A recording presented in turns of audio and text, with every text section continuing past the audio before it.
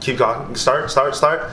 You know, J.R. Smith is the best basketball player of all time. I will debate anyone about this. Did you see him back when he was on the Knicks, slaying people on the court? No one could stop him. Big man, small man. Shooter, big man. Power forward, small forward. Point guard, he can do it all. And I'm telling you, no one does it like J.R. Smith does it. Did you see him in the dunk contest? Oh man, he was lighting up fire. I tell you, fire. But the only difference is that he is not like Carmelo Anthony in that he celebrated Jeremy Lin. Jeremy Lin did great in 2 games, or maybe 7. He did great in a lot of games. But Jeremy Lin did great, and then J.R. Smith said, "You're great." Did you see their high five after Jeremy Lin shot? Illustration. Like a shot. See, Jeremy Lin just finished. Oh! Blam! Went in, right? And J.R. Smith comes right after, happy.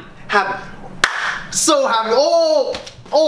I love you, Jeremy Lin. And that's what I love about J.R. Smith. He's a man of the people. Henny God, we call him. Henny God. You know why? Because he doesn't make mistakes. He makes mistakes on purpose. And we're going to keep going. We're going to keep rolling. Just like J.R. Smith did. A pick and a roll straight into the basket. Did you see his game winner? His game winner in the Cavs versus Warriors? Game 7. I actually don't think he had a game winner, but it's almost close. But the only difference is that J.R. Smith, right? You know, everyone keeps blaming him. It's like, why didn't he know the timer was running out? See, J.R. Smith, he should have known. It's hard. Sometimes you don't see the timer. Sometimes you forget to check. Oh, what time is it now? I don't know. I don't have a watch. Just like J.R. Smith didn't have a watch. Why are we blaming him like that?